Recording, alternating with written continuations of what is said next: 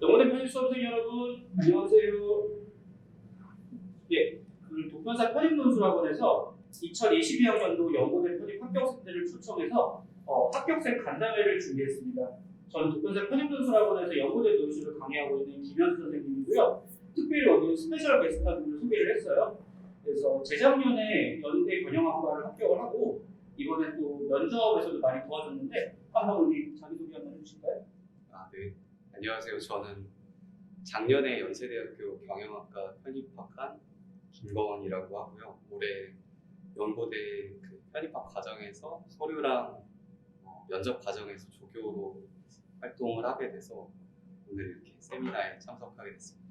반갑습니다. 네, 그래서 우리 권 조교와 같이 올해 연고대 다양한 학과의 합격생 6명을 이렇게 한 자리에 초청을 했습니다.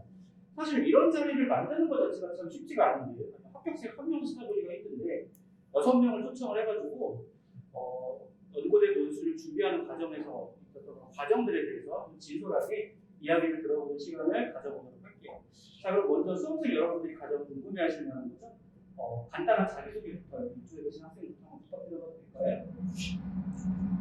네, 안녕하세요. 저는 이번에 간호학과 연세대학교 간호학과 합격한 합격생입니다.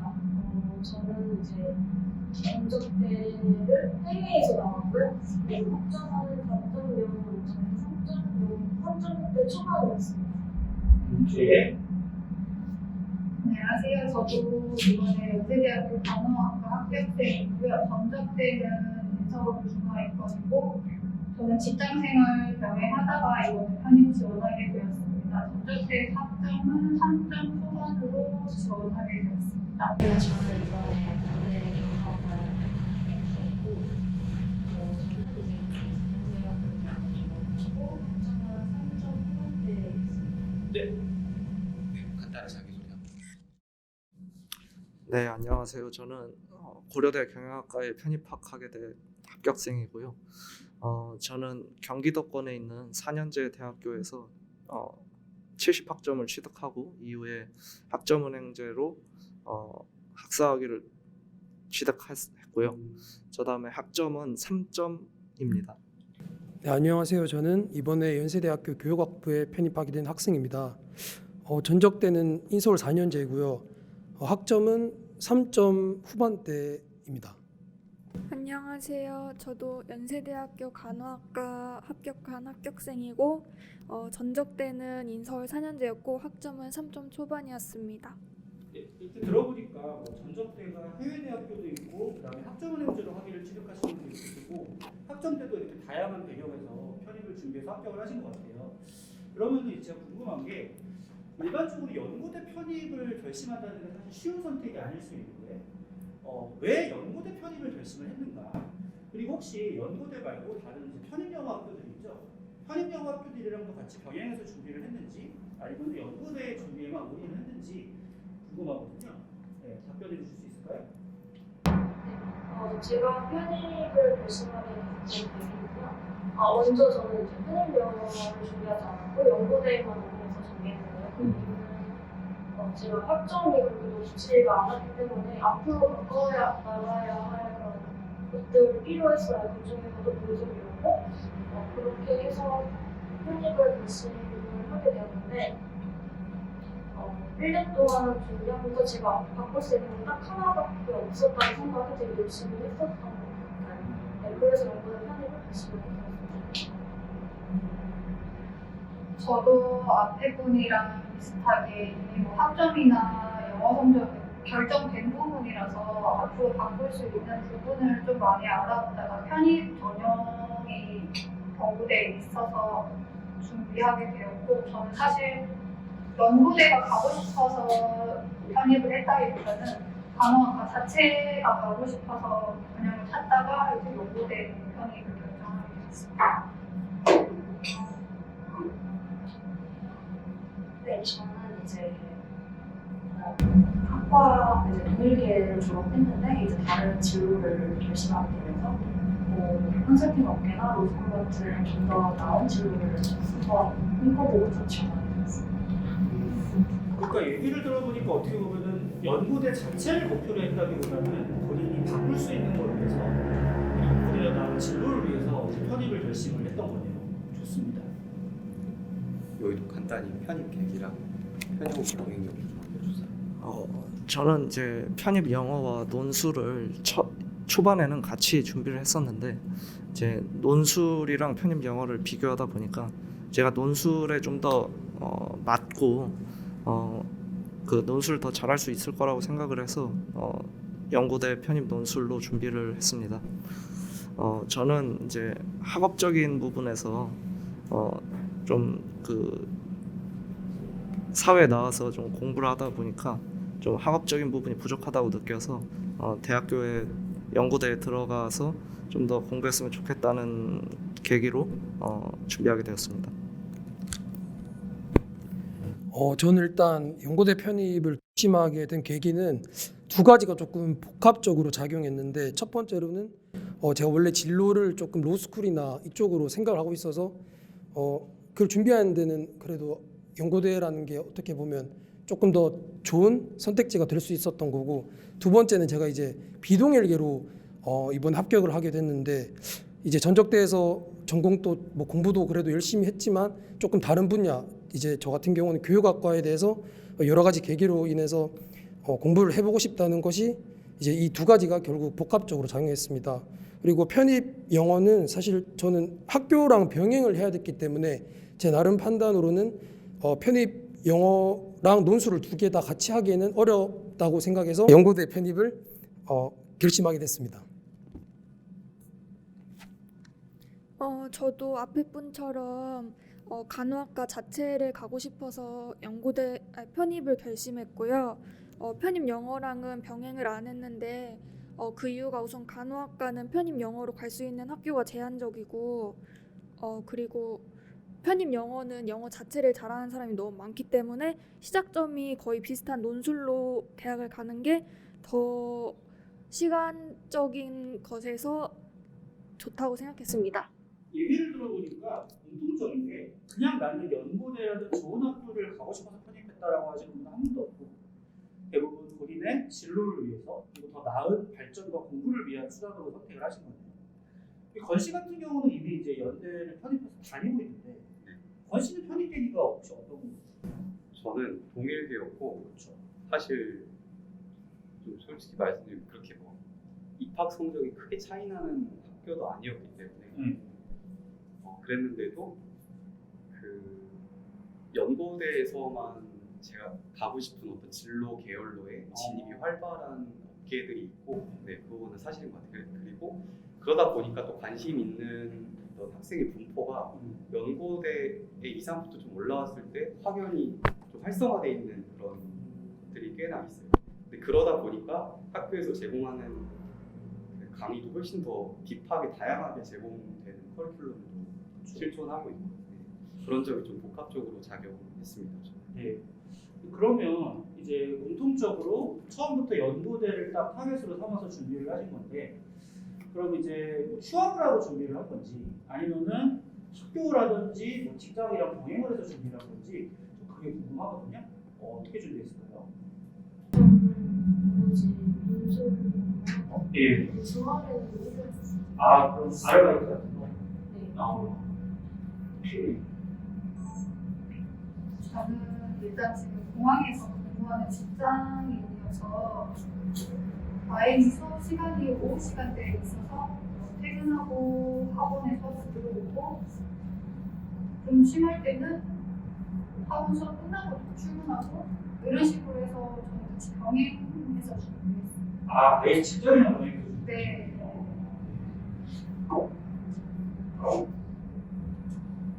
저는 그 대학원에 재학 중이었어서 예. 병원과 이제 진료 그다음에 이제 아르바이트 세 가지 병행해서 준비했어요. 병행하고. 네. 저는 논술 준비하면서 직장과 병행하면서 준비하게 되었고요. 일하는 곳이 비교적 시간이 좀 자유로워가지고 이제 논술 공부 학원에 가서 논술 수업도 듣고 그다음에 복습도 할 수 있었던 것 같습니다. 저는 학교를 다니면서 준비를 했고요.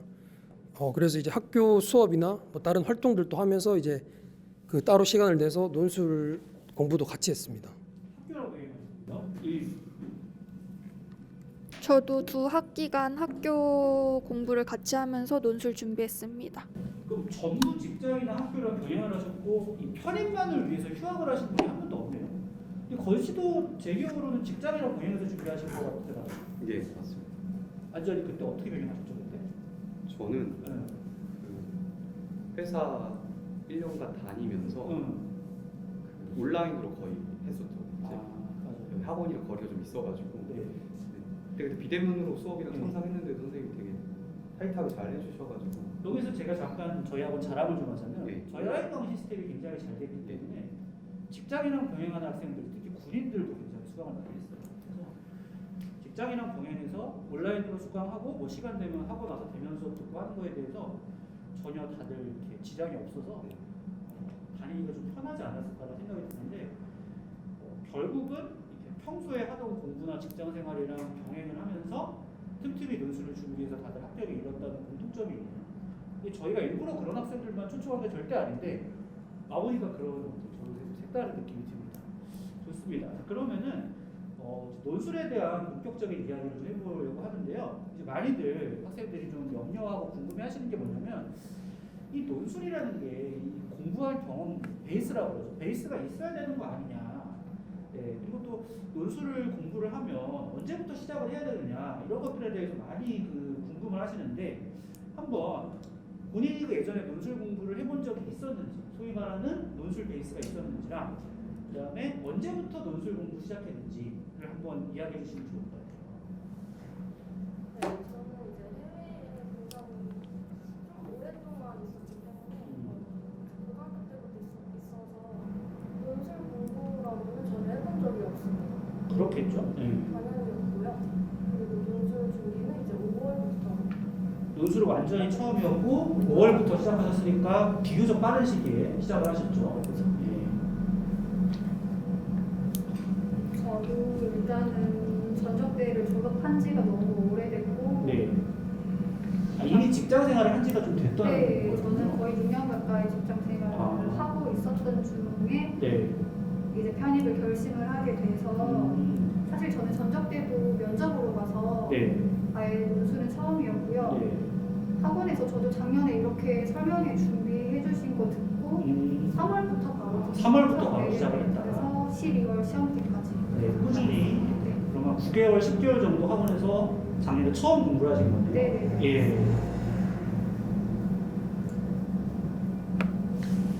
네, 저는 이제 기존 전적대도 이제 정시고 네. 논술 공부 경험을 전공했기 논술 때문에 공부 경험은 없다.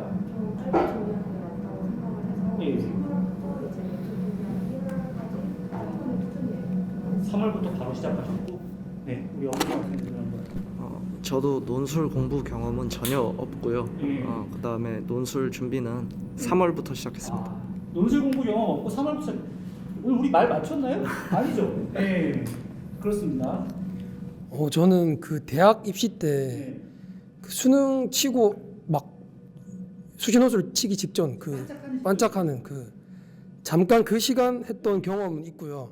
그리고 네 논술 준비는 이제 여기 학원에서 4월부터 시작했습니다. 네.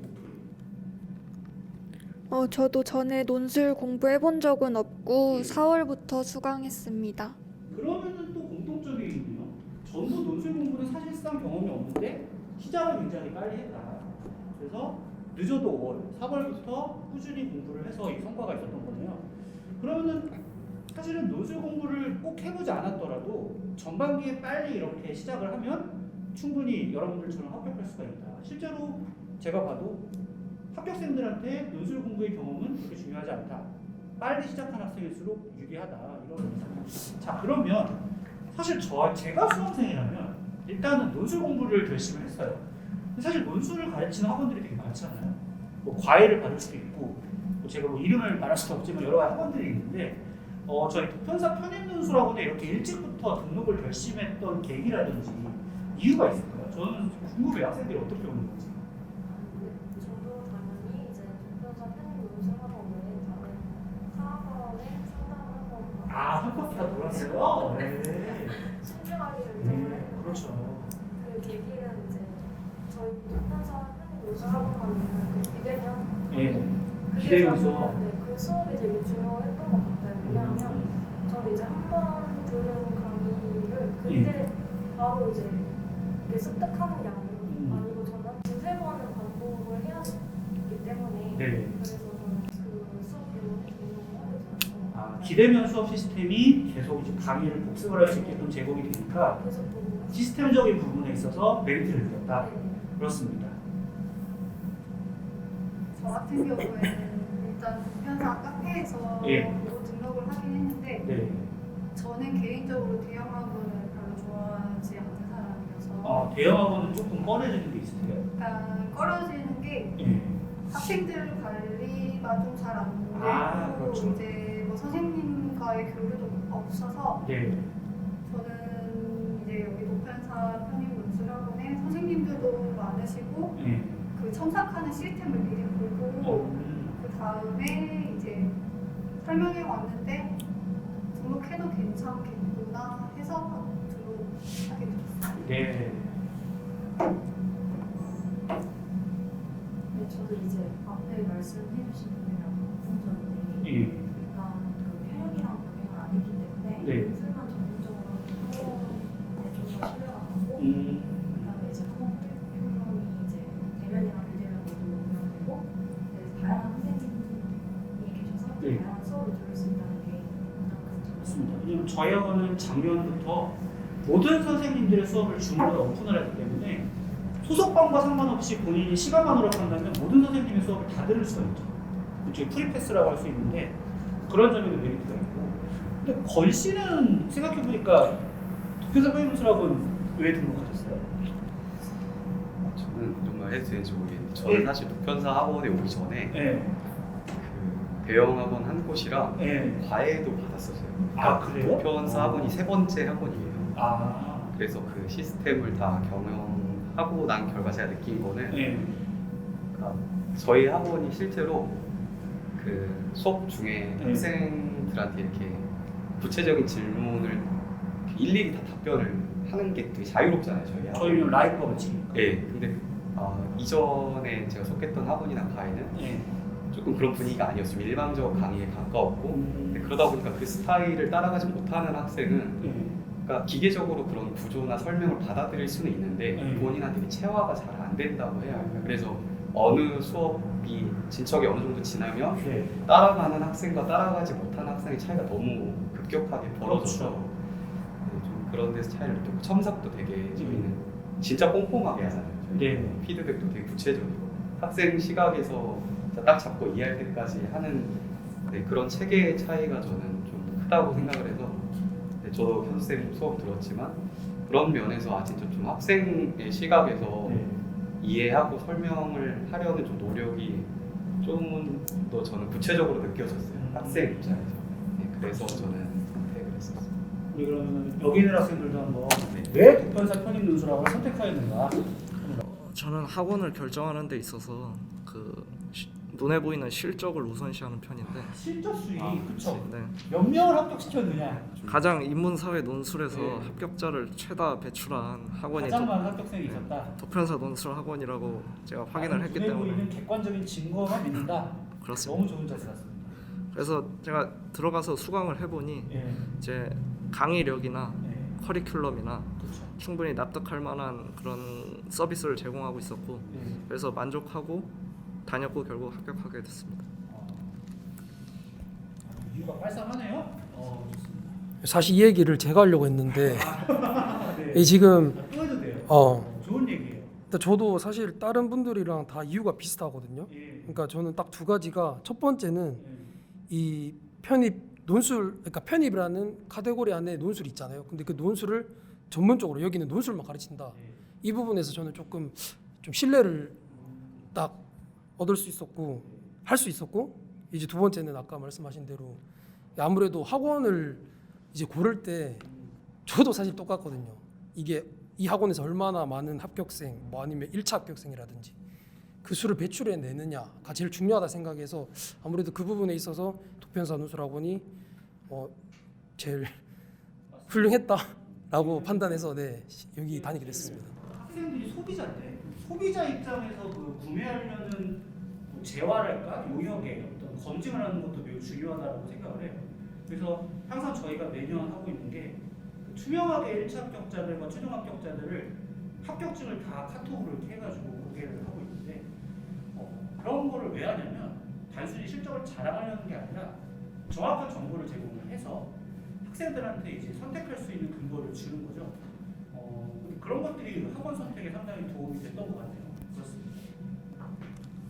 저도 대형 학원은 학생들 관리가 힘들다고 느껴져서 소수로 관리되고 있는 독편사 편입 논술학원에 등록했고요. 그리고 녹화 강의를 따로 나중에 보내주시잖아요. 그래서 제가 못 들은 강의나 아니면 학교 병행 중이라서 시험 시간 때문에 못 들은 강의 따로 들을 수 있어서 보충이 있다. 네, 좋았습니다. 그래서 녹화 강의 같은 경우에도 그 링크를 보내면 자기가 듣고 싶을 때 원하는 때 언제든지 들을 수 있는 시스템이죠. 예. 아무튼 이런 이유로 독편사 편입논술학원을 선택을 해주셨는데 막상 수업을 들어보니까 학원의 수업이 논술 실력을 향상시키는데 구체적으로 이런 점에서 도움이 된 것 같다. 왜냐면 사실 논술 실력이라는 게 내가 진짜 이거 공부를 해도 실력이 올라가는 건지가 모호한 경우가 많거든요. 내가 1년 동안 공부를 했는데 도대체 내가 이게 지금 합격 가능한 수준에 있는 건지 지금 부족하다면 얼마나 부족한 건지 사실 자기 그 위치를 객관화하기가 어려울 수가 있는데 그런 점에서 학원 수업이 도움이 된 게 있었을까요? 네, 저는 이제 그 매주 있었던 거의 끝에쯤에 파이널 기간에 모의고사 있었던 네. 수업이 되게 도움이 많이 되었어요. 아, 모의고사 공통 수업 말씀하시는 거죠? 참고로 말씀을 드리면 그 저희 학원은 각 선생님들의 소속반에서 진행되는 정규 수업과 그 동시에 금요일 같은 경우에 이제 모든 학생들이 참여하는 공통 수업을 통해서 거기서 이제 전반기에는 독해 수업 그리고 여름 방학 때는 주제 특강 그리고 후반기에는 모든 수강생들이 참여하는 전체 모의고사를 운영을 했습니다. 그 부분에 대한 얘기거든요. 네, 구체적으로 이제 저의 위치를 그 수업을 통해 알 수 있었고 네. 왜냐하면 이제 이제 논술도 이제 등수 안에 이제 들어야 이제 합격이 가능한 거기 때문에 저의 위치를 알 수 있었고 그리고 제 위치가 이제 저의 레벨이 좋지가 않다 싶으면 거기에 또 자극을 받아서 더 열심히 하게 된 계기가 되었었던 것 같습니다. 그 모의고사를 응시하면 결과를 본인이 알 수 있었나요? 네, 그 선생님께서 예. 이제 그날 바로 채점을 해서 올려주시는. 아, 그날 바로 채점을 해서 볼 수 있어요? 네, 그날 채점해서 올려주셨는데 네. 그때 이제 뭐 우수, 최우수 아니면 양호 뭐 이렇게 해주셨는데 그때 그게 많이 도움이 됐어요. 그렇습니다. 저는 정규 수업 위주로 말씀드리자면 제가 속했던 수업은 이제 정규 수업 2시간 하고 네. 1시간은 1대1로 첨삭을 했는데 네. 지금 생각해보면은 솔직히 학생이 못해도 예. 잘한다고 할 수는 있잖아요. 그쵸. 근데 저는 한 번도 잘한다는 얘기를 들어본 적이 없고 아. 뭘 고쳐야 될지 항상 지적을 받아서 네. 자 다음 주에는 조금 더 잘해야겠다 이런 식으로 항상 그러니까 고쳐야 될 부분 그러니까 좀 정확하게 피드백을 주셔서 그 부분이 도움이 많이 됐어요. 본인의 답안에 대한 냉정한 피드백의 첨삭을 통해서 전달이 됐다. 네. 1대1 대면 첨삭을 네. 통해서. 근데 제가 궁금한 게 현장으로 오면은 대면 첨삭을 받을 수 있을 것 같은데 온라인으로 그런 수업을 듣게 되면 첨삭을 어떻게 받을 수 있나요? 지금 제가 코로나 검사 때문에 예. 학원을 하루 못 왔던 적이 있는데 네. 그럴 때는 전화로 첨삭을 해주시고 아, 전화를 주셔서 똑같은 방식으로 지적을 해주시는 그러니까 거예요? 선생님이 미리 카톡으로 제시문을 올리면 네. 선생님이 미리 보시고 이제 전화를 주셔가지고 이제 선생님이랑 그냥 같이 대면하는 식으로 통화를 해서 첨삭 받아서 비대면도 크게는 문제가 없었던 것 아, 같습니다. 그렇습니다. 첨삭 시스템이 도움이 많이 되었다. 그래서 또 수업별로 하반기에 진행된 모의고사를 말씀드리면 네. 이제 아무래도 주문고사도 참여를 할 수 있는데 네. 이제 다 같이 좀 참여하는 모습을 보고서 어. 또 이제 동양어도 선생님이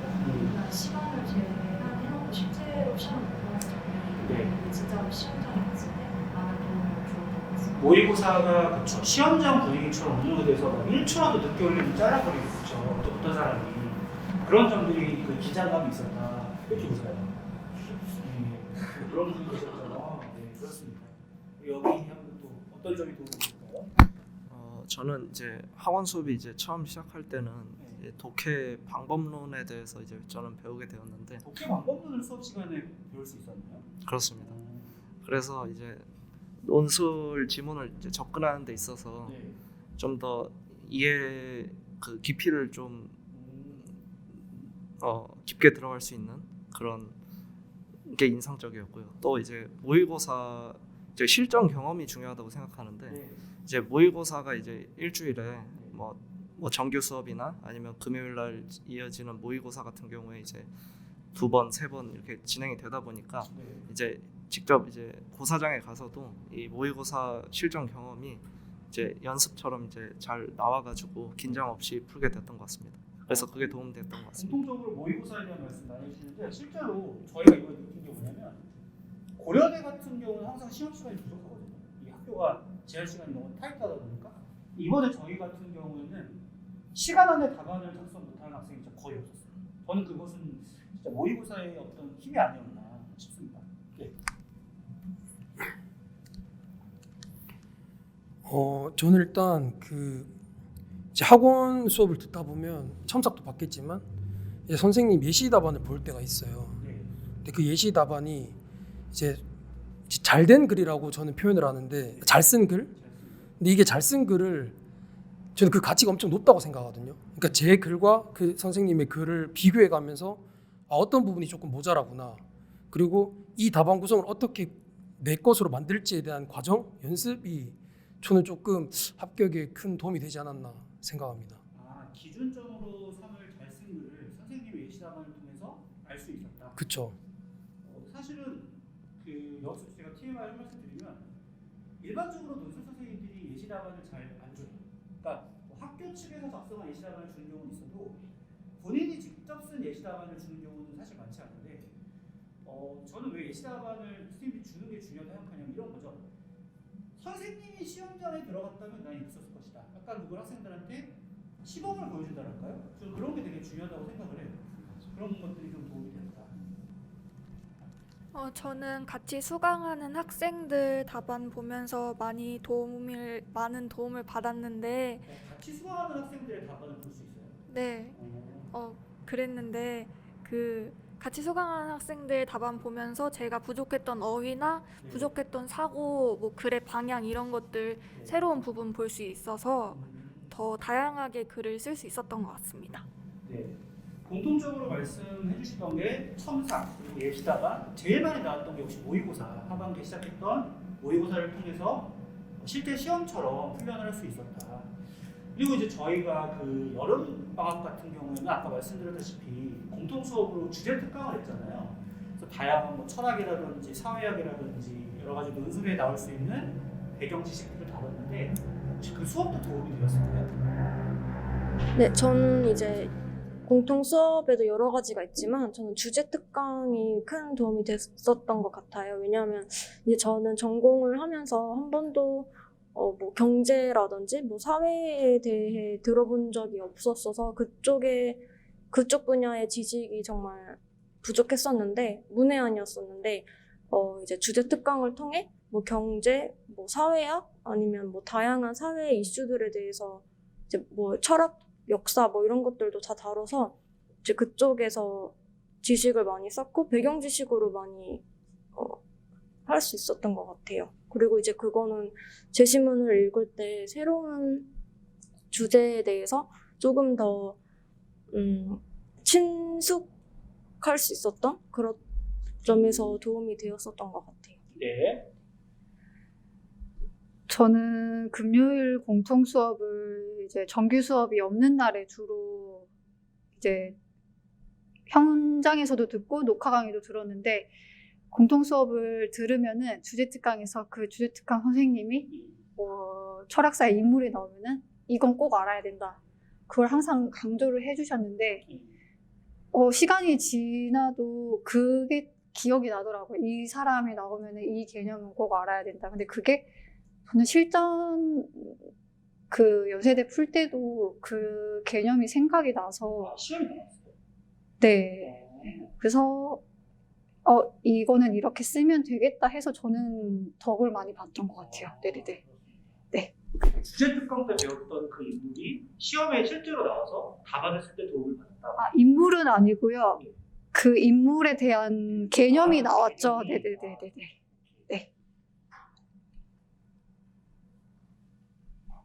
네, 저도 마찬가지로 이제 전적대에서 이제 뭐 인문학 같은 수업을 따로 많이 듣지 않아서 그쪽 지식이 많이 부족했는데 이제 금요일마다 주제 특강 같은 수업을 통해서 개인적으로 특히 논술에서 많이 나오는 개념 같은 거를 좀 더 편하게 수월하게 잘 접하지 않았나 이런 생각을 듭니다. 저도 금요일 공통 수업에서 이제 주제 특강이 배운 게 많이 도움이 됐다고 생각하는데 독해 수업만 듣고 나서 모의고사를 봤을 때랑 네. 주제 특강까지 수강을 하고 모의고사랑 봤을 때랑 네. 글을 이해하는 그 깊이나 그다음에 문제를 풀이하는 그런 속도가 확연히 차이가 나는 것을 느꼈고 금요일 공통 수업에서 이제 주제 특강에서 가장 많은 도움을 받아서 이런 변화가 있었다고 생각했습니다. 저도 마찬가지로 주제 특강에서 다루는 뭐 철학자들, 그다음에 사회학자들 그리고 그 개념들이 결국 우리가 이제 저희가 글을 읽을 때 그 글이 난생 처음 보는 글이냐 아니면 조금 한 번이라도 봤던 개념이 있는 글이냐 이 솔직히 살아가면서 저는 느끼는 경우들이 있다고 생각해요. 모두들이. 그래서 이 부분이 결국 논술 우리가 이제 당장 시험 문장에 갔을 때 내가 알고 있는 부분이 나오면 그만큼 반가울 수가 없거든요. 그래서 이제 그 부분에서 많은 도움을 받았고 여기 주제 특강도 사실 수업 외적인 거긴 한데 이제 학교 생활하면서도 그리고 좀 쉬는 시간에 그냥 그 재밌거든요. 그 주제 특강이 제 개인적으로는. 그래서 좀 쉬는 시간에 조금 재미로 머리 식히는 겸 보면서 살짝 공부도 곁들여가는 그런 식으로 했으면 좋을 것 같습니다. 네. 저는 독해 수업 때 많은 도움을 받았는데 우선 어려운 그 긴 글을 읽는 게 처음엔 굉장히 어려웠는데 독해 수업하면서 논술에 나오는 제시문들도 체계적으로 독해하는 방법을 공부할 수 있었습니다. 그 주제 특강이 다들 도움이 됐다고 말씀해 주셨는데 제가 여기서 조금만 첨언을 하면 주제 특강을 하는 이유는 단순히 지식을 공부하는 게 아니라 결국은 독해를 잘하기 위해서예요. 왜냐하면 다들 합격생들이 공통적으로 말했지만 우리가 독해를 잘한다는 것은 단순히 맨땅에 헤딩하듯이 글을 받아들이는 게 아니라 기존에 내가 알고 있었던 내용이 독해 예시문에 있을 때가 진짜 제일 좋은 거거든요. 그러려면 결국 필수적인 지식에 대한 공부가 반드시 필요하다라고 생각을 해서 주제 특강을 진행을 했던 거고 그래서 실제로 독해할 때 시험 볼 때 도움이 됐다는 말씀 주셨던 게 너무 좋은 것 같습니다. 그런데 이제 한편으로는 길게는 한 1년 정도의 수험 생활이잖아요. 그럼 사실은 저도 뭐 수험 생활을 여러 번 경험했지만 분명히 이게 슬럼프가 올 수밖에 없고 힘든 시기가 오고 글이 안 써지고 논술 실력이 안 느는 것 같은 시기가 오거든요. 그게 안 오면 저는 오히려 이상한 거라고 생각을 해요. 그래서 우리 합격생들은 슬럼프에 대해서 어떤 식으로 어떻게 슬럼프가 왔고 이거를 나는 어떤 방식으로 보여줬으면 좋겠어 한번 나눠주세요. 저는 사실 작년 한 해가 그냥 저의 인생으로 슬럼프였거든요. 작년 한 해 전체가 슬럼프였어요? 왜냐면 처음부터 논술을 정말 잘하지 못했기 때문에 네. 그리고 글을 쓰고 항상 마음에 들어오는 적이 많이 없었어요. 그래가지고 제 인생에서 작년 한 해가 슬럼프였고 거기에 또 이제 실전반 파이널반 들어가면서 이제 하반기로 들어가면서 더 그렇게 심해졌던 것 같은데요. 딱히 정말 죄송하지만 정말 특별한 방법은 없었던 것 같아요. 그냥 네.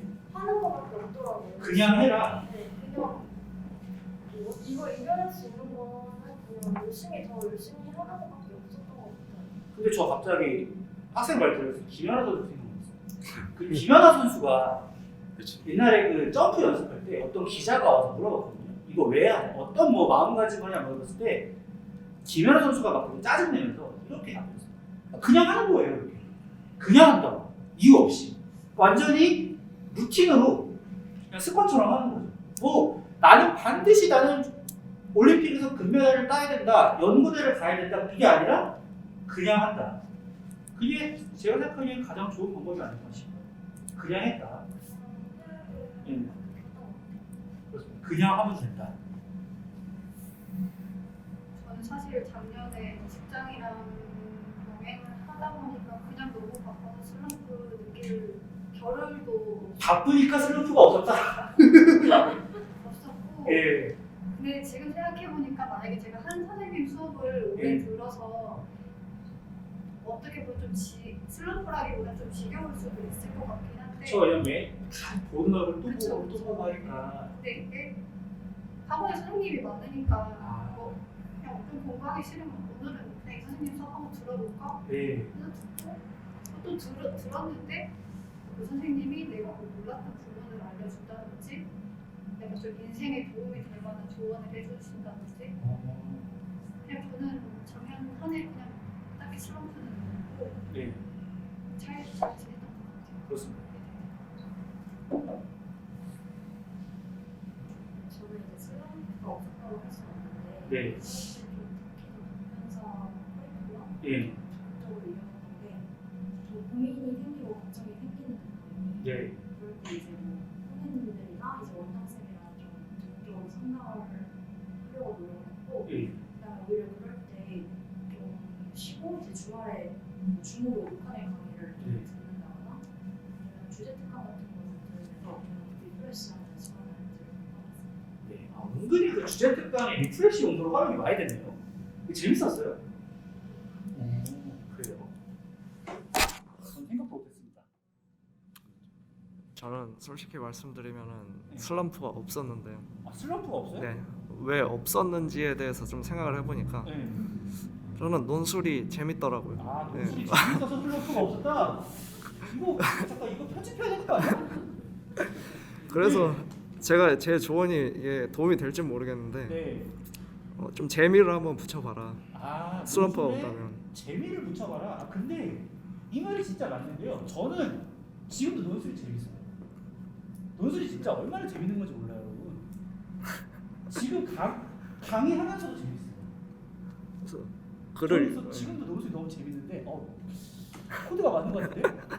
그래서 글을 읽고 뭐 예. 생각하고 글 쓰고 글을 못 써도 재밌고 예.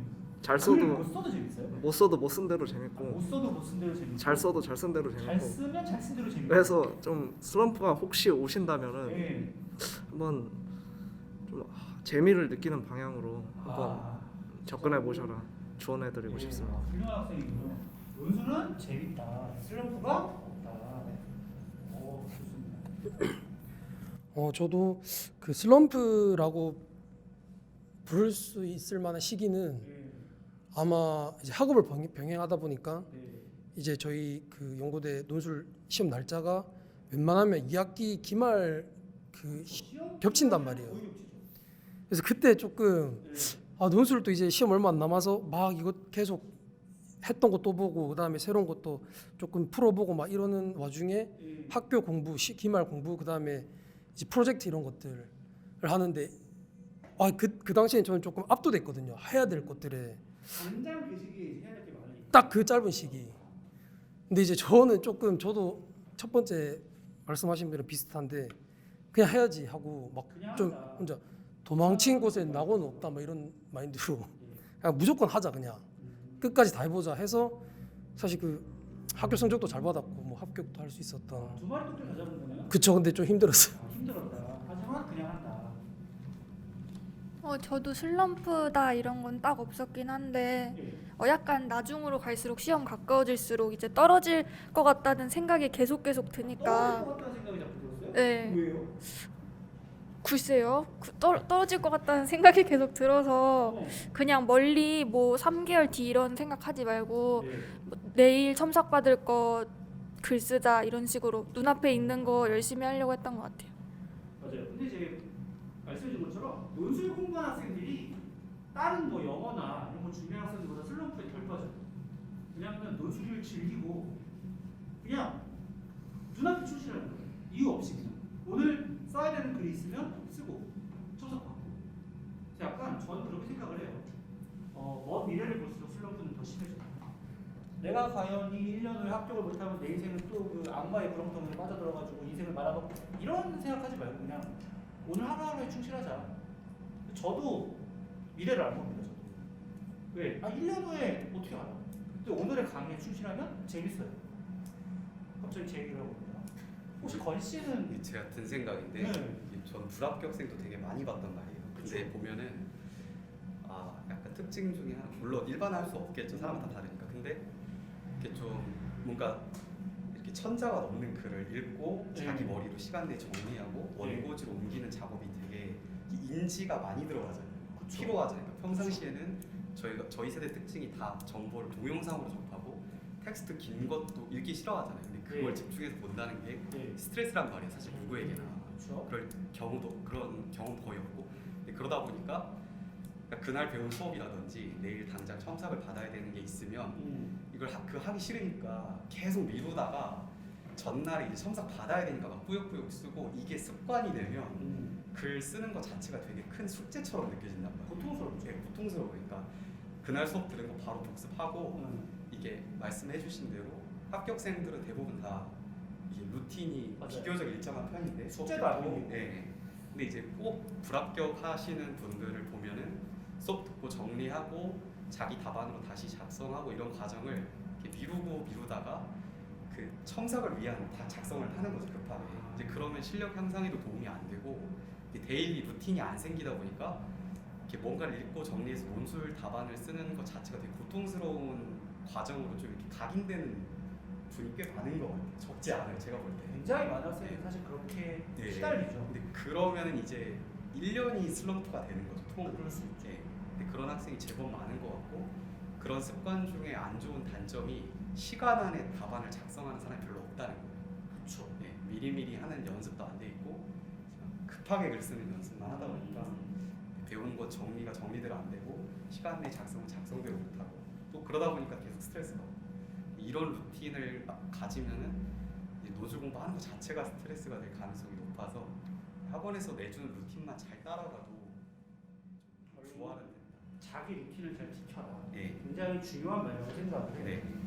자, 그러면은 이번에는 이렇게 준비해서 이번에 이제 올해는 연대가 시험이 토요일, 그다음에 고대가 일요일에 이렇게 이틀 연달아 있었는데 막상 1년 동안 준비한 거를 시험장에서 쏟아내놓고 오니까 실제 시험 후기는 어땠는지 저는 그리고 궁금한 게 시험이 끝나고 나서 합격할 수 있겠다는 생각이 들었는지 그게 궁금합니다.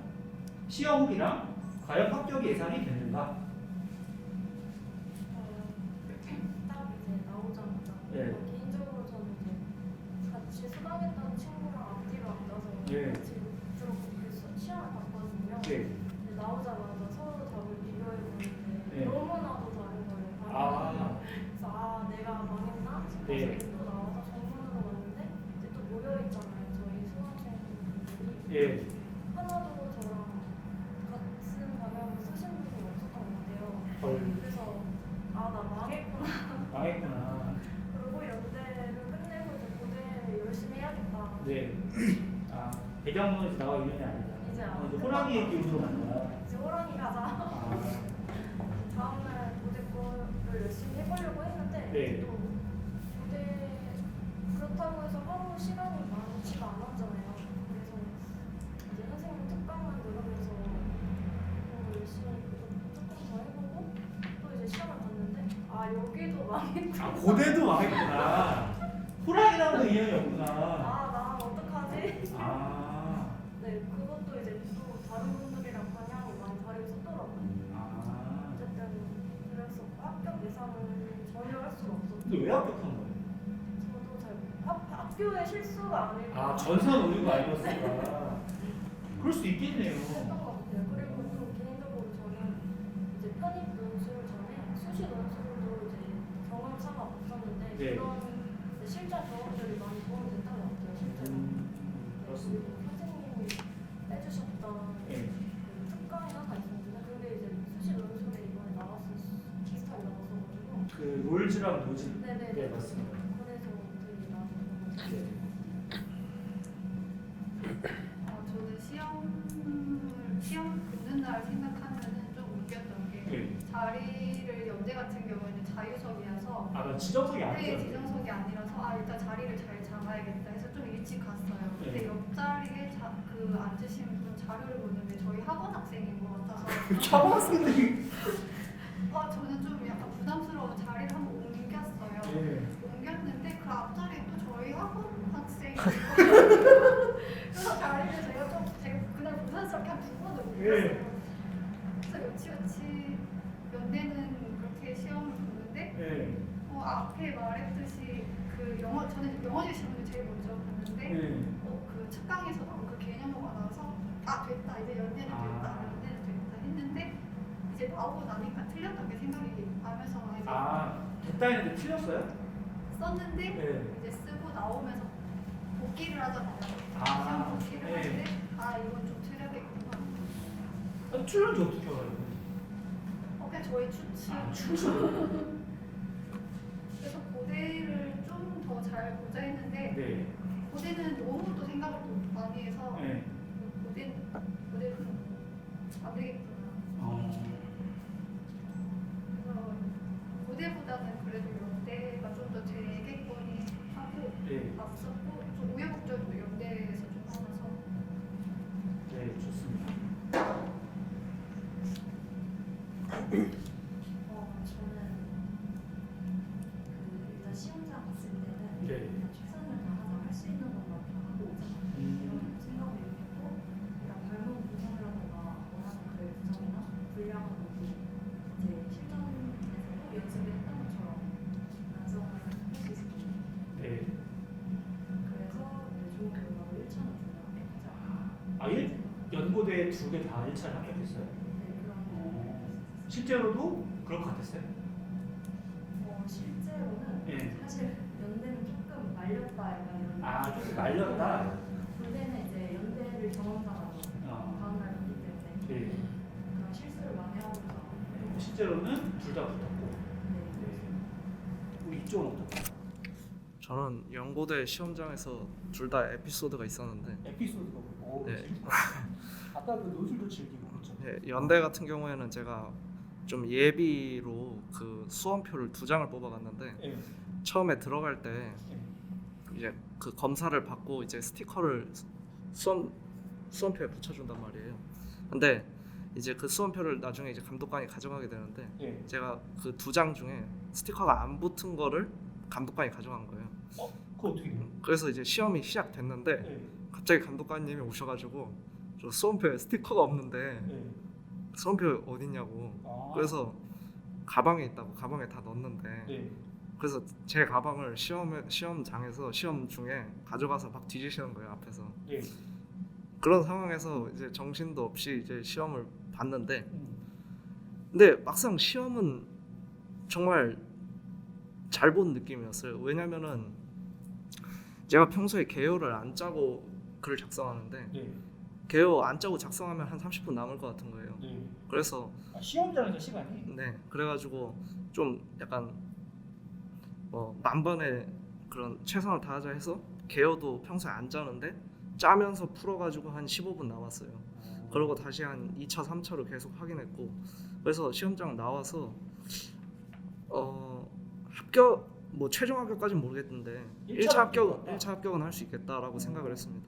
그다음에 고대 같은 경우에도 저 시험장에 들어갔는데 시험 중에 자꾸 그 좌석이 이게 고정 좌석이었는데 감독관분이 제 자리 뒤를 계속 왔다 갔다 하시는 거예요. 그때마다 이제 제가 이제 몸이 이렇게 앞으로 막 쏠려가지고 계속 방해를 받았었는데 그때도 고대 때도 시간이 남았어요. 한 15분 남아가지고 그때도 고대가 시간이 남았어요? 예, 그래서 그때도 게임인데? 그래서 원래 그것도 개요 작성 안 하는데 제가 작성 안 하는데 이거 그냥 좀 더 열심히 하자 해서 개요도 좀 작성해 보면서 하니까 한 10분 정도 남고 다시 한 2번, 3번 확인하고 내고 고대도 1차는 합격할 수 있겠다. 최종 합격은 모르겠는데 그래서 둘 다 1차는 합격하게 됐습니다.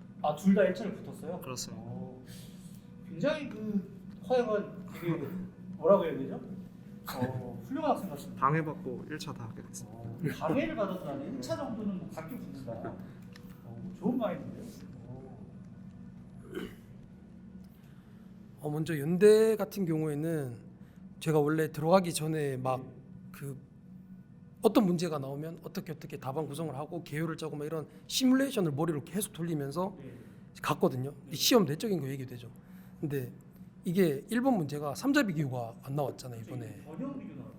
그래서 뭔가 거기서 이런 게 있었어요. 물론 그 문제도 결국에 도구 대상 저희가 했던 것들의 하나지만, 그래서 처음에는 조금 그래도 하는 그런 심정이 있었는데 네. 또 생각해 보니까 어차피 다 똑같잖아 학생들. 배운 거죠. 그래서 일단 했죠. 계속 풀었는데, 그리고 그래도 뭔가 처음부터 제가 원하던 그 그림이 안 나온 거 그 찝찝함이 있었거든요.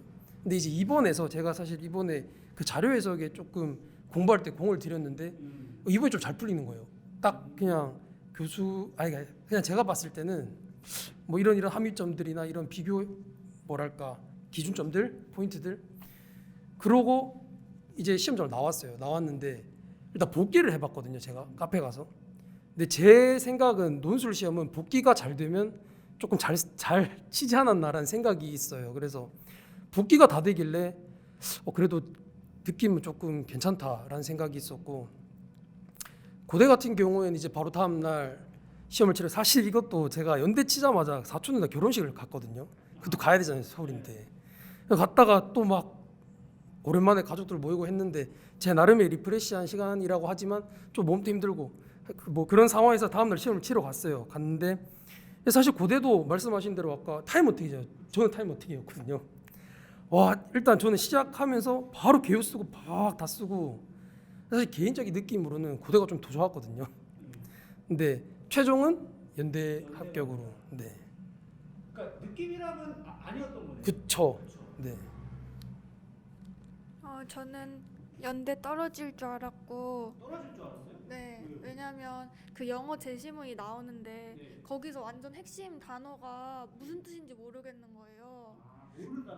네, 근데 너무 핵심이라서 안 쓸 수는 없고 그 부분, 그런 디테일 부분을. 네. 그래서 현수 쌤이 그 항상 추론을 하라고 네. 그렇게 얘기하셔서, 그래서 최대한 추론하라고 해서 그렇게 영어 제시문은 커버 쳤는데, 그래도 어쨌든 핵심어를 못 적었으니까 뭔가 떨어지지 않을까라는 생각을 했고, 또 마지막에 손이 막 너무 떨려가지고 맞춤법도 하나 틀리고 나왔거든요. 그래가지고 망했다 하고서 속상한 마음으로 고대도 시험 봤는데 고대도 망한 것 같다 하고서 왔는데 붙었어요. 왜 붙은 거예요? 그러게요. 저도 전산오류인가? 그렇습니다. 보면 그냥 본인이 망했다고 생각하는 학생들이 다 붙던데? 거시는 시험 보고서 어떻게 생각했어요? 붙을 것 같았어요? 저요? 저는 1차는 될 것 같긴 했는데 1차 될 것 같다. 네. 근데 보면은 주변에서도 네. 나는 그러니까 보통 동시 합격하는 학생이 많지 않잖아요. 그렇죠. 한쪽만 보는 학교 많은데 심지어 나는 연대가 잘 맞다, 네. 고대가 더 잘 맞다 이랬던 학생이 그 반대의 학교를 더 잘 본 경우도 있고, 그래서 그냥 끝날 때까지 모르는 거야. 작성하고 나와도 당일날 되게 긴장되고 쓰고 나오면 2시간 동안 진이 다 빠지고 나오잖아요. 그다음에 답안 먹기도 어렵고 기억이 확실하지도 않아서 까볼 때까지는 모르는 거 같아요. 최종 발표 나오죠. 여기까지 우리가 논술에 대한 얘기를 쭉 했는데, 사실 우리 상입 수험생분들이 많이 궁금해하는 게 2차 서류 면접. 이 도대체 스펙이 얼마나 좋아야 되며, 뭐 서류도 어떻게 준비해야 되며, 자기소개서는 어떻게 써야 되고, 면접은 어떻게 준비해야 되고, 토익 성적은 높아야 되며, 뭐 논문을 쓰잖아요. 근데 우리 학생들은 공통적으로 학원을 통해서 자기소개서와 면접을 준비를 다 했었죠. 그래서 2차에 대해서는 어떻게 준비를 했는지, 그리고 학사 편입 학생들 같은 경우에 이제 고대 같은 경우에 면접을 받고 아니면 자기소개서 학업계획서를 준비를 했는데, 그 점에 대해서 한번 말씀해 주실 수 있을까요? 저는 이제 동유정 선생님이랑 서류 준비를 같이 했었는데요. 네. 자기소개서. 간호학과시니까. 네. 그래서 이제 제가 몰랐던 제가 갖고 있던 스펙 아닌 스펙들이 이제 선생님께서 이건 정말 간호학과의 큰 장점이라고 이제 살려주시기도 했었고, 그리고 또 이제 같이 이제 방향성을 잡아가는데 제가 단점이라고 생각했던 장점으로 살려주시면서 약간 되게 의외의 부분들을 많이 알게 되었었어요. 자기소개서 작성하면서. 네, 그런 점에서 많이 도움이 되었던 것 같아요. 네.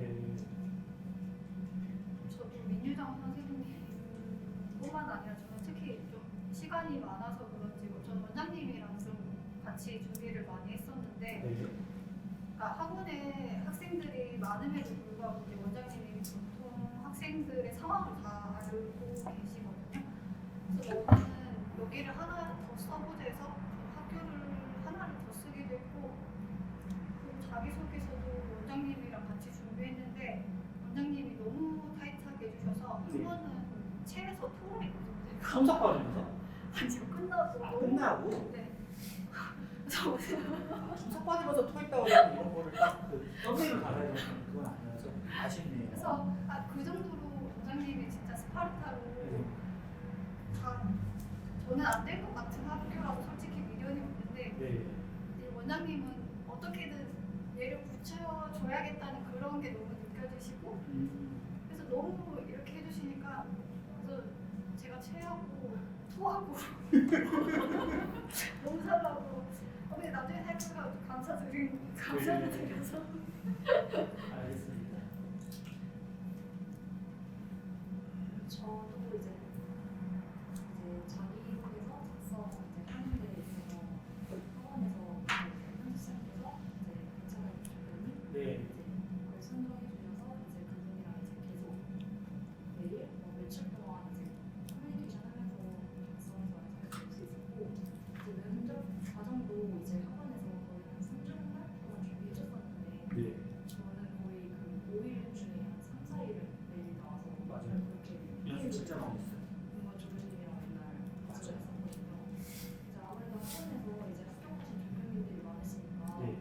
오셔서 자기랑 같은 케이스, 그러니까 동일 케이스는 동일게 아니면 다른 하고 하시는 비동일계이신 분들은 맞는 조교님들을 해두면 굉장히 좋을 것 같아요.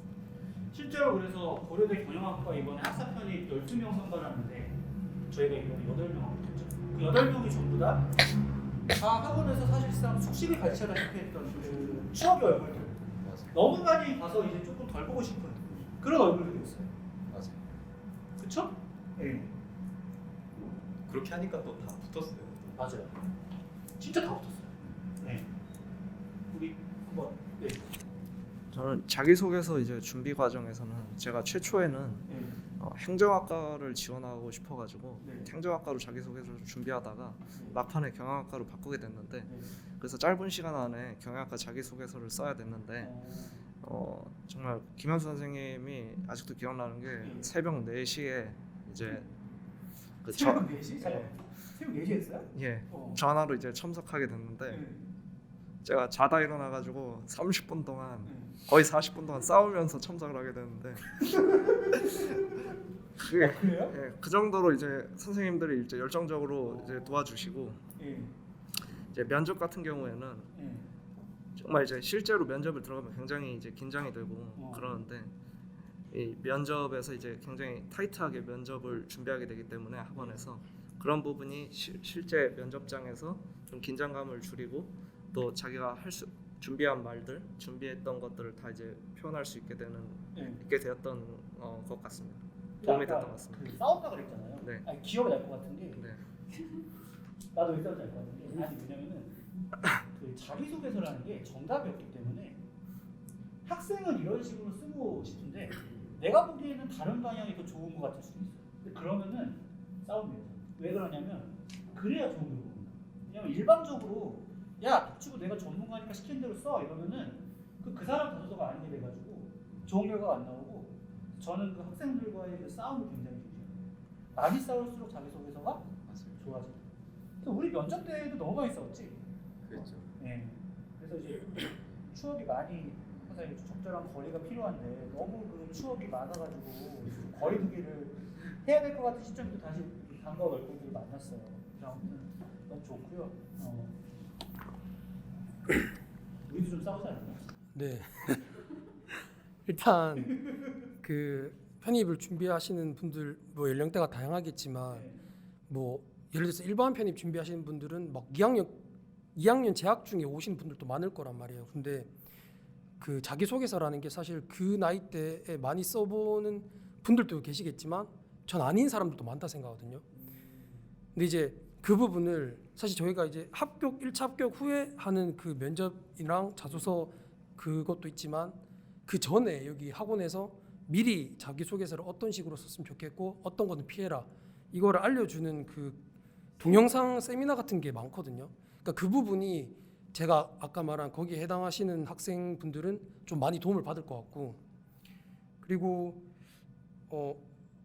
이제 저가 여기서 자기소개서로 이렇게 선생님이랑 첨삭을 해보면서 느낀 거는 이게 확실히 제가 생각했을 때 맞다고 생각하는 방향성도 한 번씩 이렇게 이렇게 저한테 이거는 좀 다른 방향으로 했으면 좋겠다라는 그런 수정 같은 부분도 좋았고, 그리고 이제 저는 비동일계다 보니까 전공 적합성에 대해서 사실 제 나름의 판단할 수 있지만 그게 정확한지 모르잖아요. 근데 그 부분을 선생님께서 다른 그 해당 학과 학생 뭐 이렇게 해가지고 해서 네 그거 부분도 진짜 감사했고, 사실 뭐 이 부분 전반적으로 관련해서는 뭐 선생님이나 원장님이나 다른 선생님들도 다 편하게 자기들한테 연락을 맨날 해달라 하시거든요. 그래서 저 같은 경우도 기타 서류 같은 부분에서는 솔직히 이 부분이 내면 이게 맞나 아닌가 이런 고민을 할 수 있단 말이에요, 무조건. 그래서 사실 그때 한 번씩 맨날 이거 낼까요 말까, 그렇죠. 그런 거에 대해 논의도 할 수 있다는 점이 좋았습니다. 네. 저는 아예 문과에서 이과로 편입을 하는 거라서 자기소개서에 쓸 내용이 정말 없었거든요.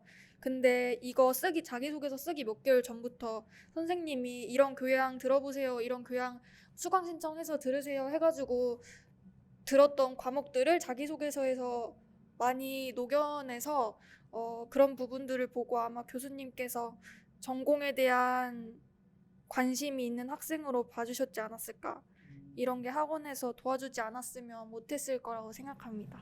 우리도 걸씨도 자기소개서 첨삭이 여기 추억이 저는 갑자기 기억이 나는데, 자기소개서 첨삭, 특히 걸씨 같은 경우에는 학업계획서 자기소개서 같이 있을 때 굉장히 작업을 많이 했잖아요.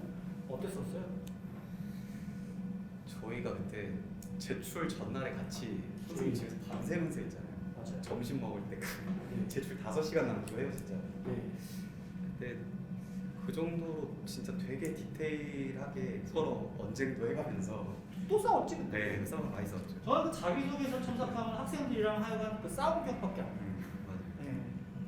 근데 그런 게 되게 필요하다고 생각하는 게 네. 자기소개서나 학업계획서를 많이 본 사람 입장에서는 네. 이게 그러니까 사실관계가 진짜 맞는 건가를 한 번 더 검증을 해줄 수 있고, 네. 그러니까 본인은 본인 나름의 스토리라고 지원해서 썼겠지만 딱 읽어보면 그냥 설득력이 전혀 없는 얘기거나 기초적인 사실관계조차 틀린 컨텐츠들이 꽤 있잖아요. 읽어보면 그렇죠. 그런 걸 이렇게 솎아낼 수 있다는 게 되게 좋은 것 같고, 그리고 그것과 떠나서 그냥 그 사람에 대한 어떤 배경 정보 없이 처음에 그 사람 글을 봤을 때 이 사람이 진짜 편입학을 하려는 동기가 타당한가, 설득력이 있는가를 제3자 시선에서 볼 수 있다는 거. 그리고 제가 선생님 자랑이지만 네. 진짜 꼼꼼하게 보시잖아요. 그러니까 저도 그래서 그 바톤을 이어서 네. 이번에 되게 열심히 도와드렸던 꼼꼼하게 건데, 보여줘 그 학생 인생이 달린. 네, 그 잠깐 되게 저희 평가자 입장에서도 첨삭하는 사람도 글을 많이 보면 피로하거든요. 사실 네. 되게 인지도 많이 들어가서. 근데 그래도 문장 표현도 되게 최대한 다 듣고 한 문장 한 문장을 진짜 꼼꼼하게 봐서 그거에 딱 표시도 다 일일이 해가면서 설득도 서로 하고, 좀 첨삭이 되게 구체적이어서 저는 좋았던 것 같아요. 그냥 피곤해서 살짝 읽고 넘길 수도 있는 건데 그런 거 하나하나 다 체크해가면서 첨삭이 좀 좋았습니다. 저희는 학생들한테 항상 하는 얘기가 자기소개서 알아서 할 거니까 걱정하지 말아라.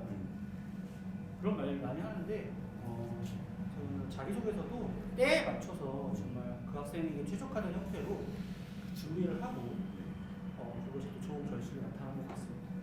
그러면은 이제 조금 그 편한 얘기로 가볼게요. 그래서 연대 고대 합격을 했는데 어때요? 좋아요? 인생이 막 달라지는 거예요? 어때요? 합격하신 점? 저는 이제 저도 예전에 합격했지만 너무 오래전 일이라 이제 뭐 아들가 했어요. 좀 신선한 그런 합격한 점 좋아요?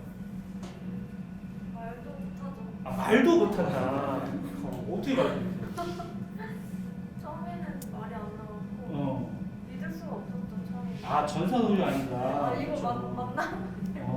갑자기 합격 취소했다고 문자 오는 거 아닌가? 네. 전산후리였다고. 너무 좋다. 그리고 이제 설날 전에 조기 발표가 되었잖아요. 그쵸, 연대가 조기 설날 발표했죠. 후에 발표 예정이었는데 그 설날에 친척들도 몇 명 되면서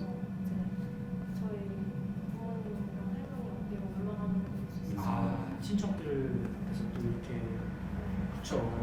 그러면 인생하는 거죠. 그렇습니다. 저는 원래 편입 준비할 때 네. 부모님한테 따로 그러니까 부모님, 뭐 친구 아무한테도 얘기를 안 했는데 이제 합격을 했으니까 얘기를 드려야 되잖아요. 그렇죠. 근데 이제 부모님은 제가 참 사기를 당하신 줄 알았는데요. 어떤 사기요? 갑자기 딸이 전화가 와서 이제 나 회사 근데 그만두게 됐다. 사기당했다고? 네. 근데 뭐 지금은 이제 저 등록금 낸거 네. 이렇게 보여주시니까 이제 그제서야 좀 믿으시더라고요. 증거가 있습니다. 네. 그렇습니다.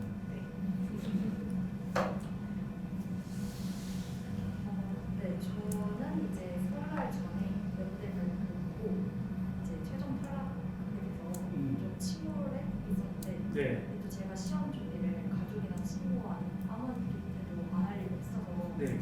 약간 혼자서 왜 주변에서 내가 이렇게 침울해 있냐 약간 이러다가 이제 무대 최종 합격 발표가 나고 제가 그때 길을 걸어가고 있었는데 네. 거기서 소리 지르고 기억이 나요. 길에서 소리 질렀어요? 아, 네. 사람들이 그 이상한 부분을 좀 안 네, 봤어요. 맞아요. 저 사람이 이상한 부분을 쳐다보고. 뭐 미쳤나 이런 식으로. 네, 맞아요. 길에서 소리 질렀어요. 얼마나 좋았습니까? 네. 저는 합격 솔직히 말해서 이제 연대 고대 붙을 자신이 없었는데 네. 아직 아까는 뭐 여차는 다 봤어요. 논술은 자신 있었는데 논술은 최종 왜- 합격은 자신이 없더라고요. 최종은 자신이 없어요. 그래서 연대 떨어지고 나서 이제 우울하게 있다가 네. 이제 그 고려대 발표 나서 합격한 거 봤을 때 정말 깜짝 놀랐고 네. 그날 잠이 안 오더라고요. 잠이 안 와요. 네, 너무 약간 아드레날린 너무 분비가 돼가지고 그래서 근데 그렇게 기분 좋다가 한 이틀 있다 보니까 싹 가라앉아가지고 네. 그냥 합격했는지 안 했는지 모르는 상황으로 다시 돌아왔는데 지금은 평정심부터. 예, 그래서 이게 왜 그런가 생각해 보면은 이게 지금이 합격이 거의 뭐 종착점이라고 생각해서 왔지만은 이제 또 새로운 시작이고 이게 또 그러니까 이제 또 앞으로 또 해야 될 일이 많잖아요. 그러니까 그런 걸 생각하면서 좀 이제 진정이 됐던 것 같아요. 저도 아까 말씀하신 분이랑 비슷한데 일단 뭐 합격했을 때는 뭐 다들 동의하시는 것처럼 기분이 좋고 엄청 그리고 저도 사실 부모님한테 말씀 안 드렸거든요. 일단 근데 준비 도중에 아버지한테는 들켰고 어머니한테는 우리 어머니한테 비밀로 하자. 그쵸.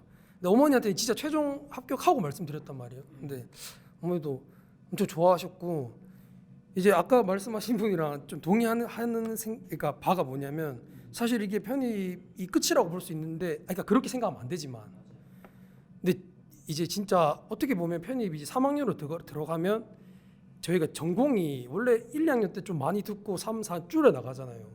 근데 편입을 하게 되면 그게 조금 타이트하단 말이에요. 3, 4학년 전공은 아니에요. 네, 그거를 다 그러니까 알게 되실 건데 이제 그렇게 되니까 3, 4학년 때 조금 이제 열심히 해야 되겠다 하는 뭐랄까 걱정이지만 반대로 예를 들어서 전적대에서 3, 4학년 때랑 편입을 하고 난 뒤에 3, 4학년 때는 뭐 제 생각으로는 기회의 차이라든지 그러니까 이 뭐를 더 열심히 해야겠다는 그걸 선택지가 엄청 많아지는 느낌이 조금 지금이라도 느껴지거든요. 그래서 지금 그런 심정으로 여기 와 있습니다. 저도 엄마 말고는 다른 가족들한테도 얘기 안 하고 해가지고 합격하고는 진짜 기분 좋았고 뭔가 달라진 거는 가족들이 좀 잘 대우해 주는 것 같아요. 근데 사실 이제 학교를 아직 안 다녀본 거잖아요. 이제 가야 되는데 뭐 사이버 대학교가 될 것 같은데 그래도 우리 권 씨는 네. 이 편입해서 학교를 다녀보니까 네. 실제로 연대를 다녀본 입장에서 어때요? 좋아요. 이게 비대면이기는 한데 네. 그래도 좋죠. 학교 우선 강의 하나 들으려고 해도 사이트 로그인을 해야 하잖아요. 줌 링크 받고 하려면. 네. 그냥 그리고 이제 학생증도 곧 발급하실 거고 학교 계좌도 나올 거고 그냥 소속 학부가 달라졌다는 것 자체가 그냥 어쨌든 본인이 노력해놓은 결과물이니까 뭐 그게 인생에 막 무슨 획기적으로 바뀌진 않을지라도 실제로 많은 기회의 차이를 낳게 되는 건 사실일 거잖아요. 그래서 다니시는 동안에 점차 좀 이렇게 좀 뭐랄까 본인에 대한 확신 같은 게 좀 더 커지지 않을까, 만족감 같은 게. 그렇습니다. 네. 그래서 오늘 우리가 이렇게 여러 가지 이야기를 해봤는데 마지막으로 이제 지난 1년간의 입시를 돌아보면서 올해 이제 2023학년도 연구대 편입을 새로 준비하는 학생들이 우리 그 동영상을 볼 텐데 그 학생들한테 꼭 해주고 싶은 말 한마디씩 해주고 있으면 좋겠습니다. 네, 저도 이제 작년 한 해 준비하면서 그리고 이제 합격을 하고 나니 연대 간호학과에 아픈 손가락인 것 같아요. 아픈 손가락. 네, 근데 이제 작년에 다시 돌이켜보면은 포기하고 싶은 순간도 많이 찾아왔던 것 같고, 근데 그때마다 이제 연구대 합격 후를 많이 상상을 했던 것 같아요. 합격하고 나서의 내 모습을 많이 상상하면서 마음을 다시 다지고, 그리고 포기하고 싶었던 마음도 이제 점차적으로 이제 사라져 갔던 것 같아요. 그러면서 열심히 하게 됐었는데, 이제 준비하는 학생들에게 꼭 해주고 싶은 말은 공부하면서도 포기하고 싶은 순간들이 많이 찾아올 수도 있는데 절대 포기하지 말고 저처럼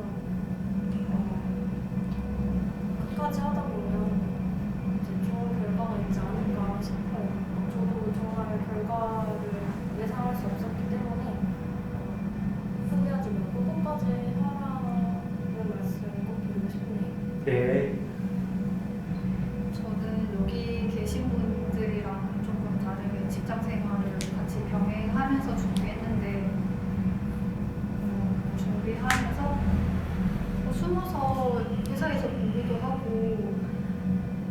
이제 남들한테 말도 못하고서 힘든 점도 많았는데 떨어질 때 떨어지더라도 후회는 안 하고 싶어서 일단 끝까지 했고, 그러다 보니까 결과도 좋아서 올해 준비하시는 분들도 일단은 결과가 어떻든 일단 끝까지 해보시라고 말씀드리고 싶어요. 네.